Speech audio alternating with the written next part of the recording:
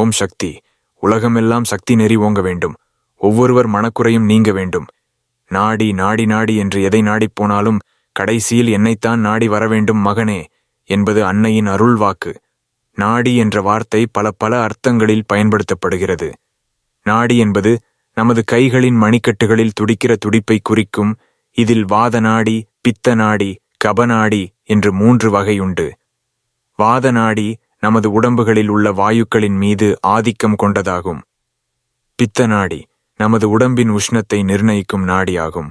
கபநாடி நமது உடம்பின் குளிர்ச்சியை நிர்ணயிக்கும் நாடியாகும். இந்த நாடிகளின் துடிப்பையும் நிலைமையையும் கணக்கெடுத்து நமது உடம்பின் வியாதிகளைக் கண்டு அறியும் நாடி வைத்திய முறை உண்டு. நாடி என்பது மூச்சுக்காற்றையும் குறிக்கும். இதை பூரகம், ரேசகம், கும்பகம் என்று 3 வகையாகச் சொல்லுவார்கள். பூரகம் என்பது உள்ளே இழுக்கும் மூச்சு, ரேசகம் என்பது வெளியே விடும் மூச்சு, கும்பகம் என்பது உள்ளே இழுத்த மூச்சை வெளியே விடாமல் உள்ளுக்குள்ளேயே சிறிது நேரம் நிறுத்தி வைக்கும் மூச்சு. இதைத் தவிர உள்ளே இழுக்கப்பட்ட மூச்சை வெளியில் விடாமல் உள்ளுக்குள்ளேயே மேலும் கீழும் ஆட விடுவது அஜப்பானாடி பிராணாயாமம் என்னும் மூச்சுப் பயிற்சியிலும் யோக மார்க்கத்திலும் இது ஒரு முக்கியமான நிலை.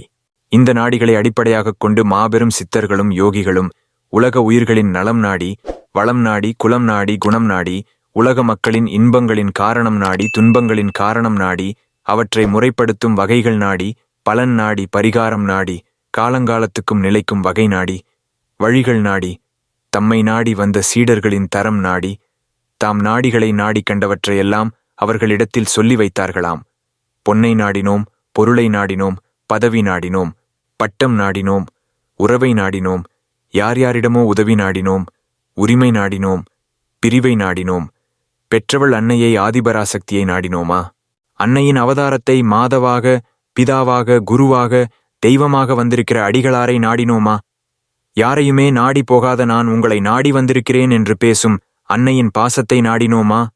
பாதத்தை நாடினோமா? எதையெதையோ நீ நாடினாலும் என்னிடம்தான் இறுதியில் வரவேண்டும். ஏமாந்து விடாதே. ஓம் சக்தி.